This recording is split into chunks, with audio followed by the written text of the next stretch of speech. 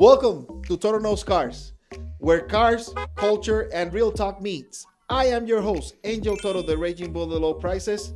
We're talking horsepower, crazy deals, and the kind of stories that should probably stay in the showroom, but won't. So let's go. This podcast is for informational and entertainment purposes only. The opinions shared are our own and do not represent any dealership, manufacturer, or financial institution. Always do your own research and consult a professional before making financial or vehicle decisions. Enjoy this episode. Stressed by the mess? Let Yes to Clean bring peace back to your home or business with professional, insured cleaning services in Box Elder and Weber counties. From deep resets to regular maintenance, Yes to Clean offers reliable care, including RB detailing. Visit clean.com or call or text 435-730-1435 for a free estimate today. Yes to Clean. Clean your space, clear your mind. Well, welcome again to a new episode of Toro Knows Cars. I wanted to talk to you today in a very special episode about, first of all, women and mothers in the car industry. Now, car sales has always been identified as a male-dominated industry. You walk into most dealerships and it's rare that you see a female, but that's changing a lot. And women have been very successful at this business. So today I brought someone that I love. She is, first of all, a mother, a grandmother, but not only a mother and grandmother, she's a mother and grandmother to us here at the dealership. She yells at us. She actually congratulates us. She actually gives us treats. She likes when they bring us donuts. That's another thing. And she always has Taylor Swift in the background for us when we are in the BDC. So without further ado, let's get into it. And go ahead, introduce yourself, Jana. Well, thank you. That was a very nice introduction. I appreciate that. My name is Jana Shumway, and I'm the business development manager here at the dealership, which I also have the title tacked on there of Ecommerce director and internet manager. I've been here almost 3 years in this dealership. I've been in the business for 21 years. That is true. Yeah, she's been in this industry for a long time. I actually met Jenna in my previous dealership. She actually trained me at one point. She actually did like me at that time. I won't say no. She was actually happy that I answered her questions every time that she asked. So I'm glad that when she saw me here coming in for an interview, she got excited about me. That's for sure. Anyway, so you are the business development manager. For people who don't know, what does that actually look like day to day? So it encompasses a whole lot. This is an independent, standalone dealership. We do not have a group that we are a part of, and we're not affiliated with any other dealerships. So I wear actually a lot of different hats. And yes, I manage all of the internet leads that are coming in and make sure that they're being answered by the sales team, and I make sure that they're trained and know how to actually answer those leads. Also, I anything to do with the internet falls under my umbrella. Okay. So I'm on top of our website. What is going on there? We have a company that hosts the website, but I'm involved in the day-to-day. What's going on in the website? How is our pricing? How does it look? What's being clicked on? What's not being clicked on? I also manage our CRM tool, the customer relation management software. So that's what we use to keep track of our customers, who is where in the process of buying a car, if they're sold, are we following up with them? It's kind of our tool that we use just to keep track of our customers. Okay. So there's a whole lot in there. All the training falls under my umbrella as well. Sales training, answering the phone. How do we respond to an internet lead? So there's a lot in there. I love her very much because she sends a screenshot of training that whoever is missing, and you see that on his chat, and everyone sees it, and then we have to hold everyone accountable for it. Besides her, Yes. like, hey, dude, finish that freaking training. That's like, Yeah, I do that intentionally because you guys are all so competitive. So what? Here we competitive in a I know, sales floor? crazy, Come right? on, it's so crazy. but I'm not above shaming any of you for not getting your training done. Exactly. Like a mother for sure. That's like I gotta say it. Now I always ask all our guests, if you had no rules, nothing that could stop you, what will be your top 3 dream cars that you will buy, and why? Okay, so let me go back to high school. I am a child of the 80s, and I hung out with all of the guys that worked on muscle cars. We would ditch school, and they would work on the cars, and I was the only girl there that was asking questions. So Nice. it's not surprising to me that I ended up in the car business, but I have always had a thing for the 1966 Ford Mustang convertible. Beautiful car. It's a classic. It's just a beautiful car. I also love a 1968 Camaro Oh, yes. because every girl my age liked the guys with the Camaros. Camaro. And then just, for the bougie side of me, I would love to get a brand new Lexus LX. Oh, nice. Yeah. Yes. That is awesome, actually. I like the Camaro. I was trying to restore a 1977 Pontiac Firebird with my father-in-law once. So it was, it had that same style. In other Wasn't words. that the kind of Smokey, Yeah. Smokey, Yeah, the Bandit, Smokey yep. the Bandit? That's what Smokey, Yeah, that's the the one. Bandit drove. Yeah. That's what the Bandit Yeah. drove. Then one day I go. Do you want the bird painted on the Yes, the I fire? wanted. That's a the Firebird. It's a Firebird, yeah. But I Yeah. wanted that. Yes, of course. Yeah, but it's just. Got to differentiate. Yes, that. I forgot. Yes, I apologize. You see, she knows their cars better. I know That's for cars. sure. My father. One day I go to my father-in-law's house and he sold the car, and I was like, "What the heck? We invested so much money in this thing." Yeah, but someone offered me money. I gave it to them. I'm like, awesome. All right. That's all right. Anyway, well, thank you for that. Those cars are beautiful for sure. They That are. 66 Mustang is classic. It's just in movies and everywhere. Oh, yeah. Oh my gosh, in convertible, yes, that just makes a difference for sure. All right. Now, what originally got you into the car business, Jenna?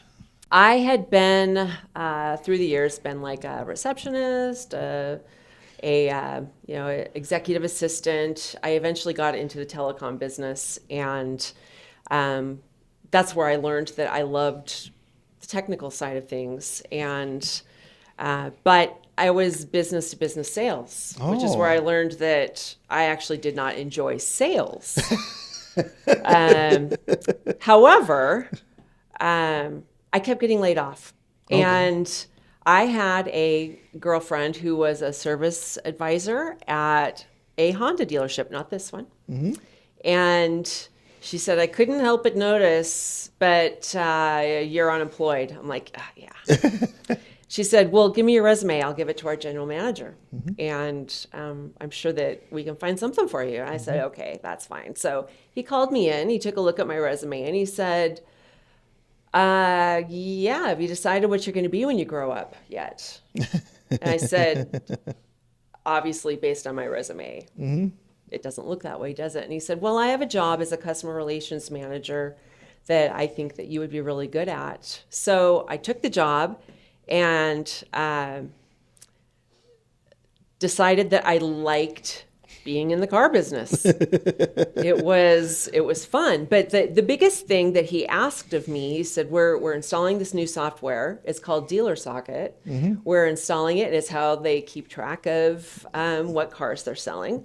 And I need for you to learn it inside and out and become an expert at it. And I said, okay, I'm good with software. Let's do that. Yeah. So anyway, that's how I got into the car business. So what made you stick all these years into this industry? Yeah, 21 years. So I was at that dealership for 2 years, and then I was recruited to work at a luxury car dealership, and I was there for 11 years. And I stuck with it because, and I eventually went to that group's corporate office, and I stuck with it because it is fun. It is never boring.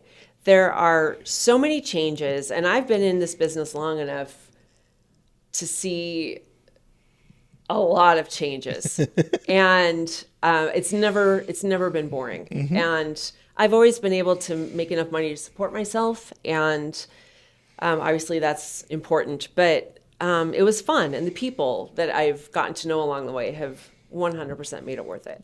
Exactly. She met me. That's what she's saying. I Okay? did. I met Toro. I met I'm Toro. just saying. It's why I stayed. Exactly. It's just because of that, right? Yep. I'm just.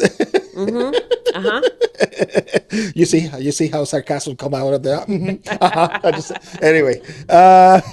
So, what do you enjoy the most about being here or being at this dealership, for example? Okay, so as I mentioned earlier, there's a lot that's under my umbrella of what I do, and one of the things that I love about this dealership, since it is a standalone dealership, when I want to do something, I take it to our general manager or our general sales manager, and I say, "Hey, I've noticed this," or "I have an idea," and they listen to me and they say, "Okay, let's do it." It doesn't have to get ran past a committee. It doesn't have to, get anybody's approval other than theirs. And also, they trust me with my decisions. So that has made it so much fun to be here, because we're just a local dealership serving the people of Utah. Our reputation matters to us, and it's not about corporate goals or anything like that. It's about how do we take care of our customers? How do we get better at what we do? How can we sell more cars? And it doesn't get complicated by having somebody at corporate having their own ideas. Yeah, right. Yeah, there are different corporations out there. Like I was once, they cut you in your commissions. Even here is different. So they actually being more family friendly. They are actually looking at the best people to work at our dealership. That's for sure. Absolutely. I will tell you that. That's why I stick. I've been recruited by a bunch of dealerships, and I don't leave because of the same thing. This group of people is very different. And my wife can tell you, I used to get home very stressed out, and now I don't. And there's some, I call it healthy stress, like when you didn't sell something or something like that, but not a thing of, my boss, oh this, oh that. No, that doesn't happen. Yeah.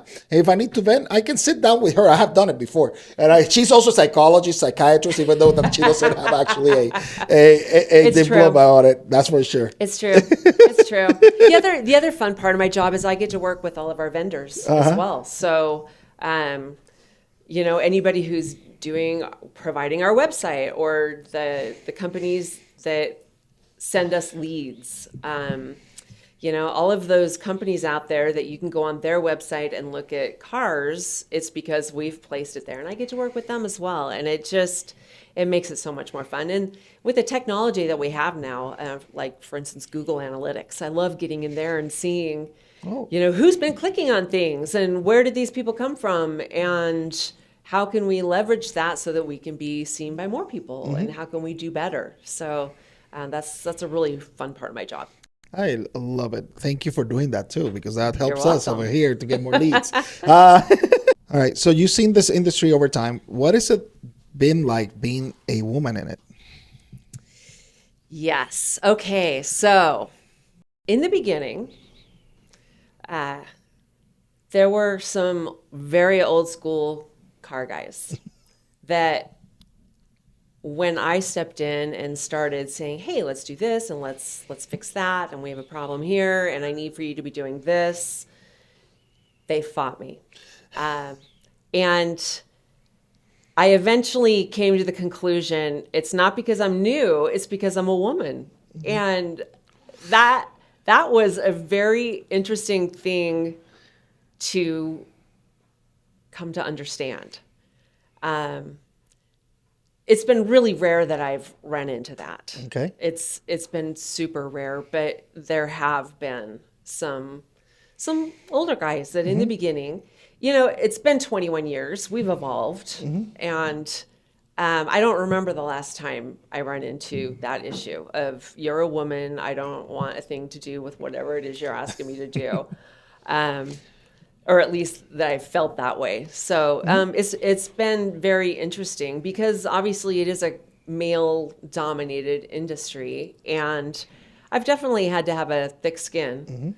But it's to me it's been the challenge of it, and I'm kind of excited that when I started, it's not like it was now. I've seen the evolution of how women are treated in this car dealership world, and this dealership in particular.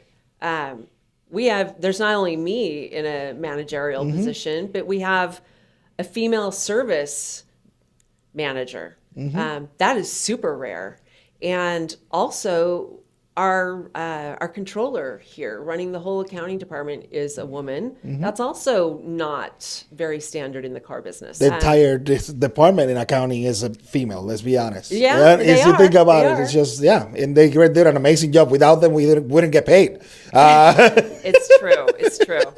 But this dealership in particular, I think that they've definitely gravitated towards hiring women because, let's face it, we get things done.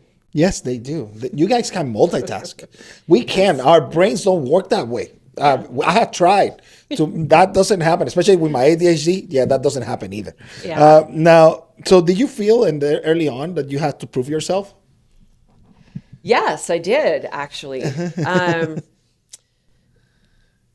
plus I was younger. At this stage of my life, I never feel like I need to prove myself because I know exactly who I am and what I'm doing. But when I was younger, especially in this industry, I did feel like I needed to prove myself. And it's kind of been fun to see myself evolve that way too. Awesome. That's awesome.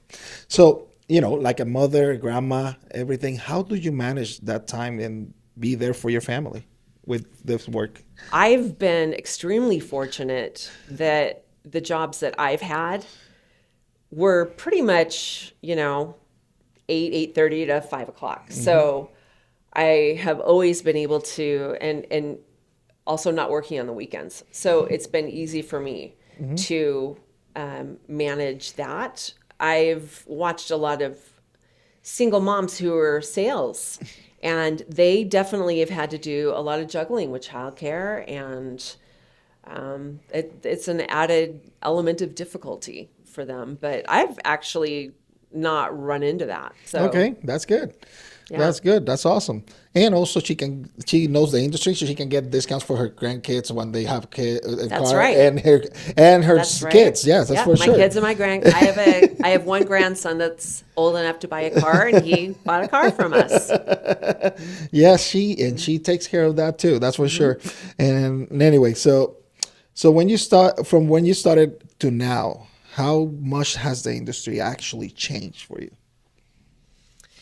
So when I started, believe it or not, we had a website, but it was an afterthought. It wasn't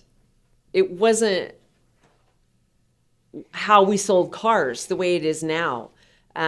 People would come into the dealership and ask for a brochure. And we would hand them a brochure and try and engage them into a conversation.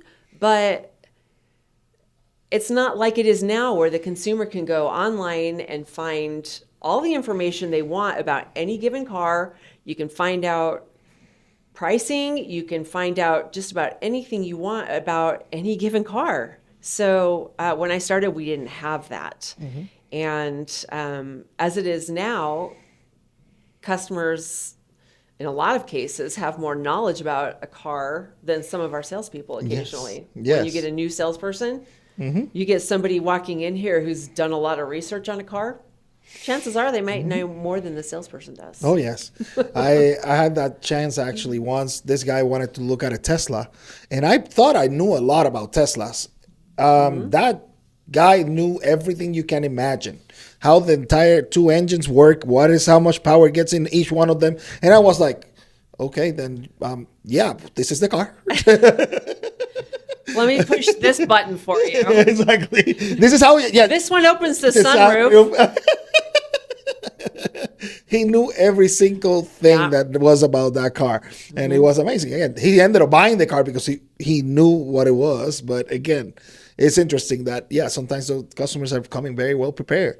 They come with pre-approvals and stuff like that. Sometimes that we're okay with it. We get paid anyway, so Right. people think that that's a disadvantage from us. No, it's okay. You can come to your pre-approval if you want. Now, do you see being a woman in this role as more as an advantage, disadvantage, or a mix? More of an advantage than a disadvantage. There's, I think, been a few times earlier on in my career where it was a disadvantage, but I think it's more of an advantage because, first of all, I think customers are put at ease more easily by women.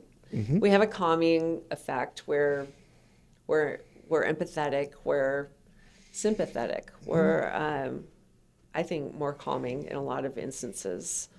And I don't know, I've used that to my advantage. I don't interact with customers as much as I used to. However, now I believe that, working with my sales team, that it comes in handy being a woman. Yes, it does. Most of the time. I think it's been an advantage, and I'm all for it. Yes, it is. Anyway, now you see every single internet lead that comes into the dealership. What do you notice about how customers communicate before they even walk into the store? That's an interesting question. So let's face it, there is a stigma out there about car salesmen. Skeezy, wearing the white patent leather shoes, Oh, yeah, sorry. too much cologne, gold chains, like that is out there. And obviously we don't dress like that anymore. This is not the 70s or the 80s, but I think most people still have a little bit of that stigma in their mind that salesmen are just out there to take advantage and make as much money as they can. And there's a certain level of mistrust. So I see that a lot of times in the leads that are sent in through our website. Yeah, actually, that's one thing we noticed too, and we have to actually communicate properly with the customer, which is actually one of the key features is that we have to answer that lead within the next. It's better to do it within the first 2 minutes, but 5 minutes is the most because that customers don't have the same attention span that they had before, and then It's true. And we had to get into it right away so that we can get in contact with you guys and get you to get all the info that you need. Now, what separates a serious buyer from someone just browsing on the website? From your side? From my side, as I'm looking at a lead, if it's somebody who's actually asking questions and once you answer those questions, then they're willing to actually come into the dealership and take a look at the car. Somebody who is avoiding that. I mean, obviously there are things that, I can't because my schedule this week, but, if I could come in next week or, it's kind of maybe similar to dating, somebody who's actually asking questions and wanting to get to know you and isn't putting off actually meeting you. So it's very similar to that. I've never thought of that before. That's it is like interesting. dating. It is isn't like dating. That's for sure. It's so funny because that's another thing. One thing that I have tried to teach some of the guys is to actually read the leads because sometimes they just answer for answering it. And I actually had a customer that's when I read one of the leads answer, he was like, "Oh, really? You didn't read the lead? You didn't read my questions? Why are you not answering them?" That's correct. And the customer didn't come to the dealership. Let's be honest, because the first impression was they did not pay attention to what I was asking. And yes, we have to answer the questions first. Even if we don't want to answer the question, we have to answer the question. Because that is correct. Yeah, because that way you... They asked it for a reason. There's a reason what they ask. Yeah. Yep. Okay. How much of the buying experience is really decided before the customer shows up? In most cases, I would say well before they actually show up. If today's consumer, like I've said, has all the knowledge at their fingertip, so they know what they're looking for. If they've contacted this dealership, it's because they know that they're looking for a certain car, and maybe they're also contacting other Honda dealerships, but they know what they're looking for. The only exception to that would be somebody who is maybe credit challenged. They understand that I don't have as many options, and as long as it's a good solid car and it's in my price range, then I'm okay with whatever it is.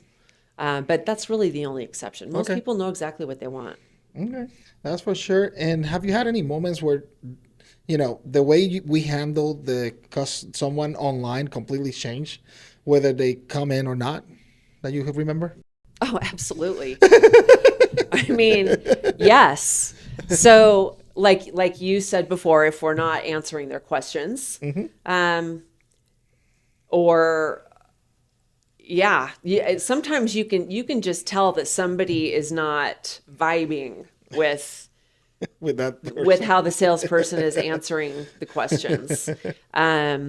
So, which is why it's important as a salesperson to, number one, be responsive, but also friendly and knowledgeable. And, I always had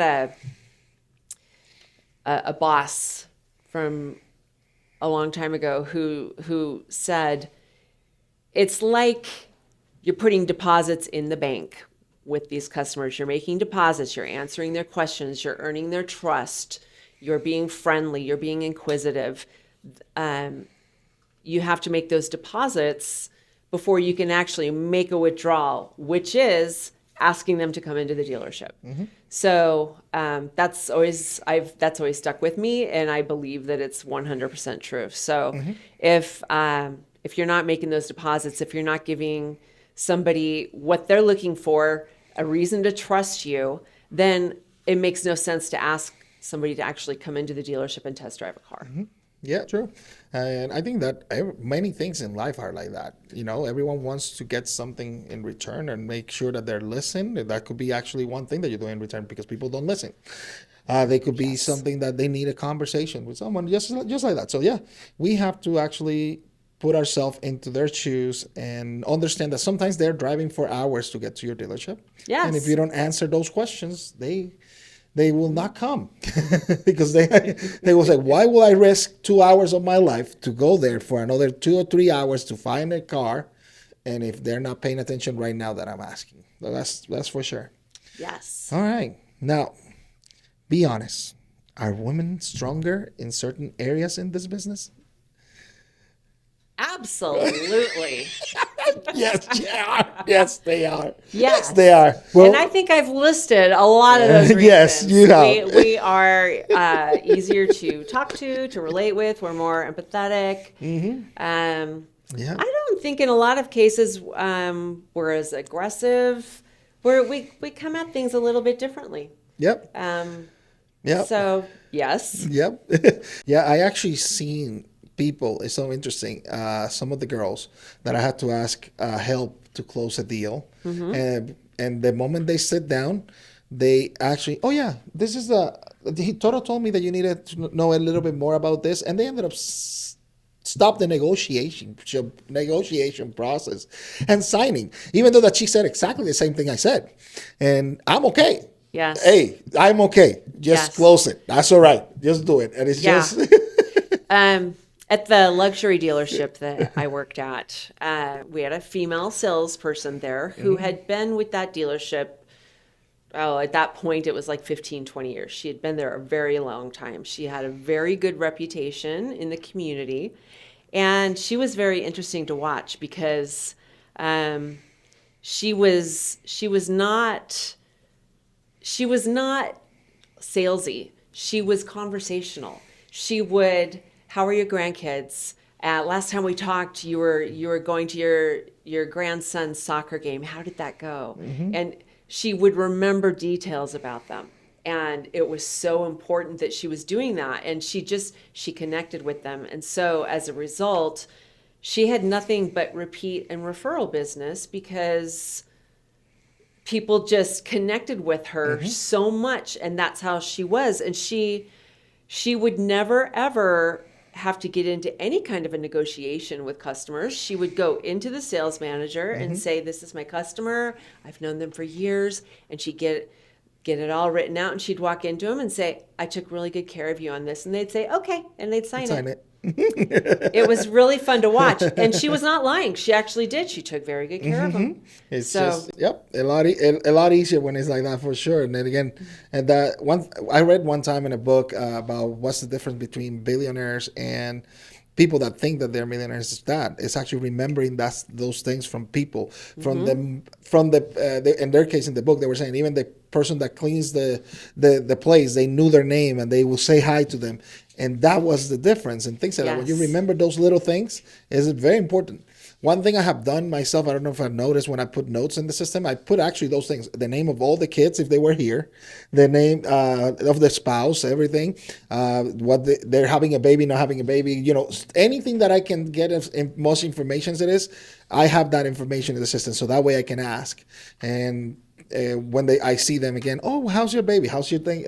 Right. Because that way actually it is important. Yeah, that's part of their life. But the other part of that's important, the other part of that is sincerity. Yeah.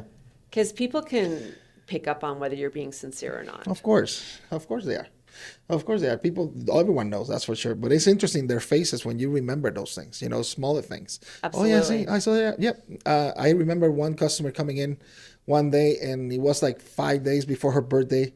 And I was like, your birthday is like in 4 days, right? She was like, you remember that? Yes, I actually did, because I remember it was very close to mine. So that's why I remember that customer. And it was like, for that, yeah, she automatically came and bought a card, in other words, because I think that connection was very unique. That's for sure. Now, do you think the online side of the business has changed the game for people in your role? Absolutely. My role is all about anything online. So as time has gone by, people in my role, you really have to be on top of it. You have to be paying attention to pricing. What's going on your competitors' websites? Are we in the same ballpark on our pricing? How we're presenting ourselves on our website, how we're presenting ourselves on social media. There's all kinds of things that have changed over the years, and making sure that we're making information easily accessible to consumers is the biggest part of my job. Of course, that's awesome. And yeah, do you think that this industry is truly evolving, or is just catching up? We're evolving, that's for sure, but I think the car business is always a little bit behind. We're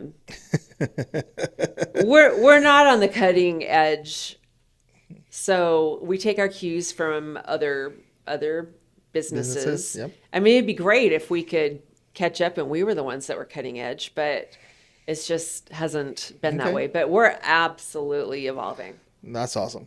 Yeah, I can see that. And there's a lot of AI software that we're using now and stuff like that has made our life a lot easier. Because sometimes, some of the questions customer have, AI can answer them, to be honest. And it's a lot faster than even us. And Yes. Yes, AI is a game changer for sure. I love, because, for example, our AI system already writes like me, which is interesting. It learned how I do things, and I was like, oh, okay, yeah, that's the answer. That's okay. So it's typing in a Puerto Rican accent. Is that what Almost, you're saying? yes, almost there, actually, almost there. It knows me. Nice. It knows me. It's interesting because people say, "Oh, I talked to you about this," and I had to look sometimes. Oh, she actually, they actually ask about this online. Nice. No, but I like that. Actually, and thank you for bringing the AI system to it, because I was like, that is a game changer for sure. That was on my radar when I started working here. We need to embrace AI. And now, would you recommend this career to other women?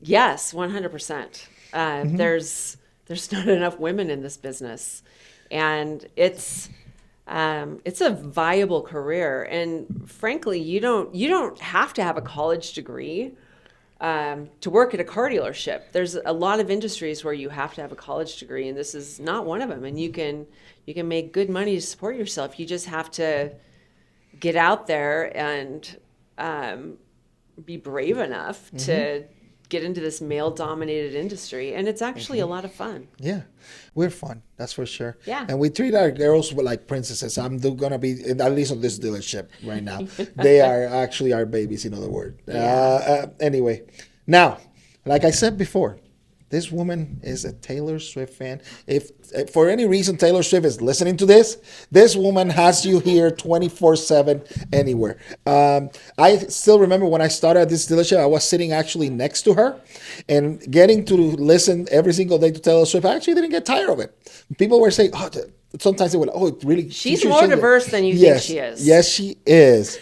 Now, on a busy day at work, what Taylor Swift song matches your energy or vibe? Okay, so in the past, I think I would have gone, like my younger self, would have gone with a song called The Man, where she says, "I'm so sick of running as fast as I can, wondering if I'll get there quicker if I was a man." So there's that. But I wouldn't say that now. Okay. Now, so she just put out an album called The Life of a Showgirl recently, last October. That's October. Yep.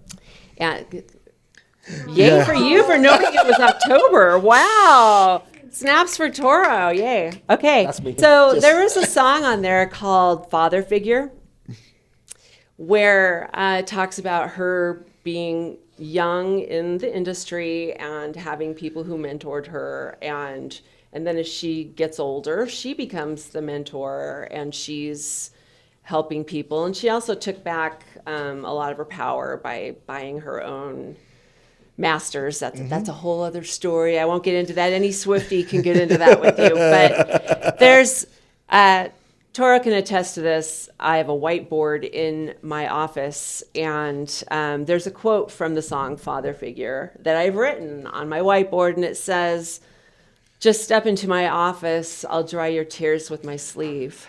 And I relate to that song a lot on a daily basis, because I feel like at this point in my career, I am the mentor.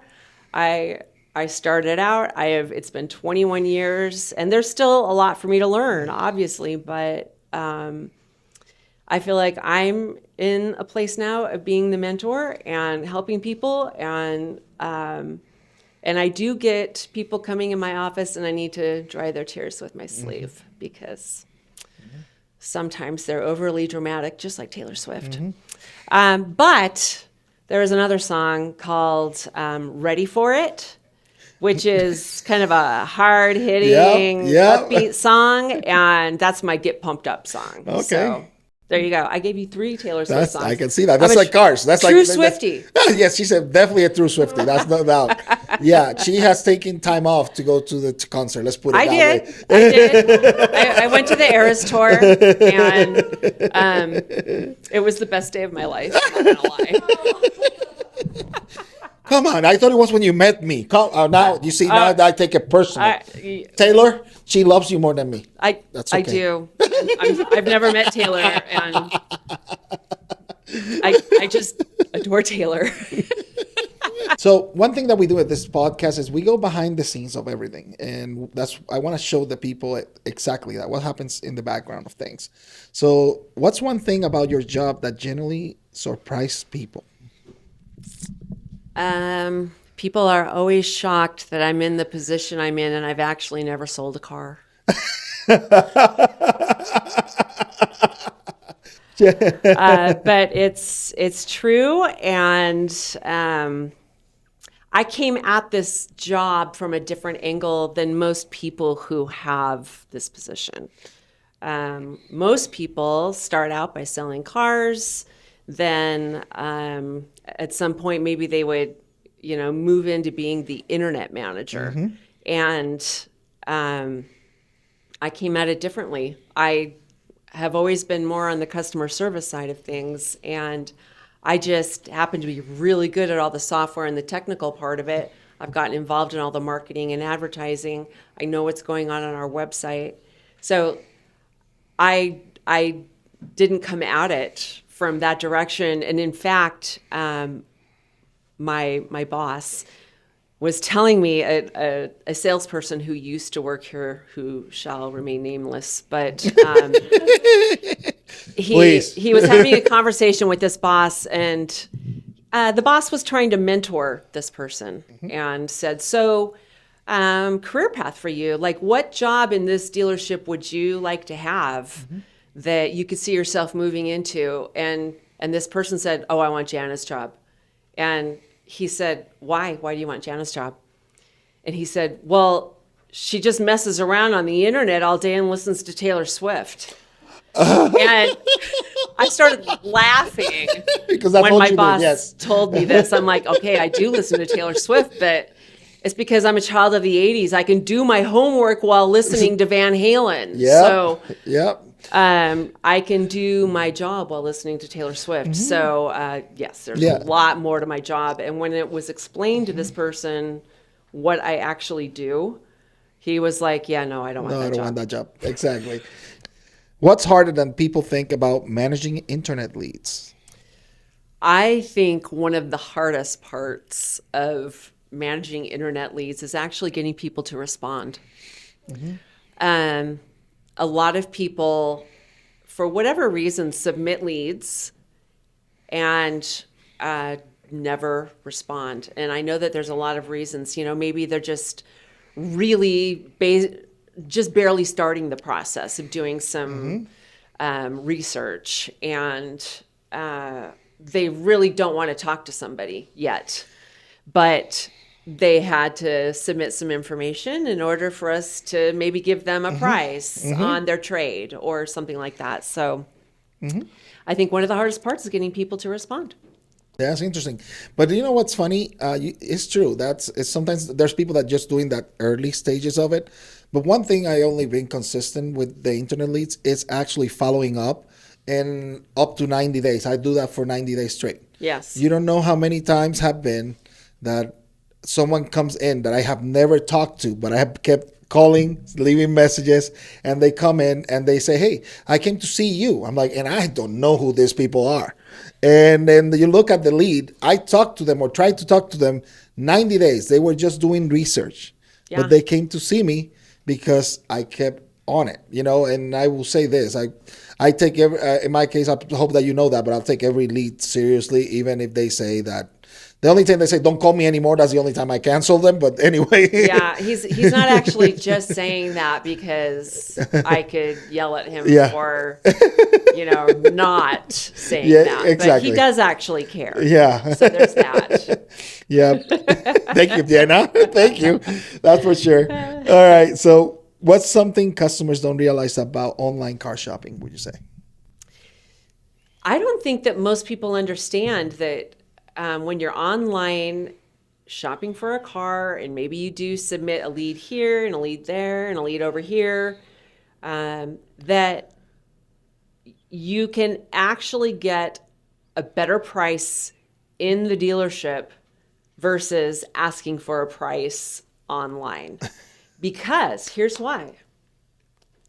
Your presence is power. If you are standing right in front of a salesperson and their manager is standing behind them going, let's sell a car today.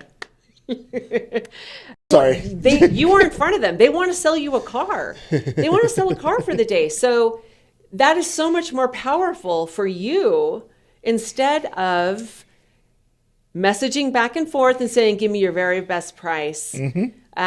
Because the salesperson, I'm going to be very honest with you here. A salesperson is deathly afraid that you're also talking to somebody at their competitor who is also giving you a price. And obviously we want to give you the best price and we want to earn your business. But if everybody's handing out a price and the customer is buying just on price, that's their prerogative, but they also want to earn your business. They want you to, oh, I like this person. I want to do business with this person. And then you create a business relationship where you can come back because you know that they will take the very best care of you. And so I don't think that most people understand that haggling through an email or a text for the best price is really not the best way to get the best price. It's interesting you saying that because there's even customers of ours that they live 2 hours from here. They pass 2 or 3 Honda dealerships all the way here, and they come even here not just to buy the car, for service, to get oil changes, to do this, to do that. Not because they bought from, just because they bought from me, because they had an experience here, because they were able to come here. We gave them the best deal possible, and then we treated it right, Right. That's for sure. Yeah. That's for sure. Thank you for that. Now, of course, we have a segment that's called Real Stories. Okay. I call it Horror Stories. So give me a situation that just did not go as planned and what happened. Okay, so this one, I'm going back a bit here. When I was working at the luxury car dealership, I was the customer relations manager. And a customer had came in and paid cash for a car, was working with a particular sales guy, and paid cash for this car and said, okay, here's the deal. I will buy this car from you today. I will pay cash for it. But what I want you to do is to deliver it to my house on a certain day because it's for my wife for her 50th birthday. Ooh. And we're having a party. And here's the plan. We're having this party, and then we will all go out on the front lawn, and I will have somebody there videoing the whole thing, and I want you to come rolling up the street with this brand new car, and can you put a bow on top of it because it's a gift? Like, can you do that?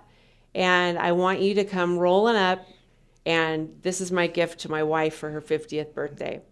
Now, the salesman obviously agreed to that and was on board with the whole thing, and the day rolls around for this delivery. Now, the salesperson had not told anybody else what the plan was. He was just going to handle it. And he happened to have a family emergency that day. And it was a pretty big one, and ran out of the dealership and completely forgot about the car delivery on this woman's 50th birthday. And so as a customer relations manager, I got a call. What is going on? We have 50 people standing on my front yard. There's supposed to be a car delivered here an hour ago, and it wasn't delivered. And this salesperson was supposed to deliver it. And so, of course, I went to our general manager, and it was not possible to deliver the car that day. There were some reasons. Okay. And but it was the biggest fumble I have ever seen in a car dealership. Yeah. And it was so sad. And of course, this car dealership did everything that we could to make it up to this customer, but you understand that you only have a 50th birthday party once. And that was a huge opportunity missed and ruined. And I guess you've been in customer relations. That's also that experience. It just broke the trust of that person to the 100% for sure. My gosh. And yeah, it was one of the saddest. It was just sad. Oh yes, definitely very sad. That was not this dealership. That sounds more like a luxury car dealership. I'm just saying. It was a luxury car dealership. My horror story comes from a time that we started. If you remember, working at the previous company. Yes. Someone could buy a car online. Yes. Okay, and we will go the same thing, deliver the car. Yeah. So the salesman actually sold a Jeep Wrangler when the famous 4xe came out, right? And he was supposed to deliver in Park City. Those of you that are not from Utah, Park City is the mountain area of Utah where the most snow is and stuff like that, okay? So he was supposed to deliver this Jeep, but the salesman says, hey, let's try this 4xe before I give it to the customer. Uh-oh. So they went through the mountain, through the trails of the mountain. Ouch. The car got stuck, and a car that was just detailed to deliver because it was a brand new car for someone. It was full of mud. It was white, and it looked, because I had to go rescue him. That's another thing I forgot to tell you. I had to rescue him because he got stuck in a place that he wasn't supposed to be with a brand new car. Now the car was dirty, and I told him, hey, there's a car wash over there. At least go take it over there first. This salesman said, well, I don't think the customer will mind. He went with the dirty Jeep to deliver to the customer. Oh my gosh. Wow. A brand new Jeep 4xe, I still remember it, full of mud, white. It was also a wife gift. The customer was so upset that I could hear the screams at the dealership. Oh, when yeah. I was like, because he was like, that's not 100%. That's horrible. Now give me one that you are very proud of, something that you will say, okay, yes, this situation, you really helped someone. Okay, so I thought long and hard about this, and I couldn't really come up with like one scenario or situation where it just stood out to me of, wow, I did something that was super helpful. But what I came up with was that, over the years in the position that I've had, and especially since I've been in this position the last 3 years, I love helping salespeople with getting better. And I love it when I train them on something like, okay, this is how you use this software, or this is when you take an inbound phone call, here's what you should be saying. Let's go over it. Let's do some role playing. Or this is how you answer this question on this web lead. And I love watching a light bulb go on with salespeople where they're just getting it. And then you see them having success down the road with it, where they're selling more cars, and they're feeling good about themselves and what they're doing. And for me, I feel good about myself when I'm helping other people be successful. And that makes me feel successful. So it's not really one scenario, but it's, that's what makes me feel good when I'm helping other people be successful. Yeah. And my good story is about her too, just to let you know. You guys don't know this, but I got injured here at the dealership. I actually fell down badly. I had a very bad ankle sprain. It was so horrible that I could barely walk. And again, I was telling her at one point, I remember I was telling her that when I was younger, that happened to me once before. And a couple of days later, I was playing basketball again, I could barely move. That thing, and she saw it. It was like a ham. It was huge. It was for bad. a long time. And getting older, recovery is just hard. Horrible. What you guys don't know is that she actually, like I said, she's the mother of our dealership. No doubt about it. She brought me a scooter so that I can move around. She brought me something where I can put my legs up and things like that. And she was always asking me and saying stuff like, hey, if you need something, just let me know. I'll go get it for you. Or make someone actually do it. And people don't know this. That's actually what I love about this dealership specifically. People like her is here that help you out with anything they can. And it doesn't have to be about selling a car. It's just making your life easier. If that makes sense. She actually even helps us sometimes with our vacations, just to let you know. She didn't mention that, but she has helped us with cruises and trips and stuff like that. I'm a travel agent on the side, so she has a side hustle, guys. And it's because I love travel so much, so it just kind of made sense for me. But yeah, I love sending people to Disneyland or on cruises or wherever. So yeah, for me, I'm a Disney nerd. Yeah, we used to be Disney people, but she worked there. My wife worked there, and I just stopped liking Disney. But that's a different story. We love cruises. Cruises is something that for us is our life.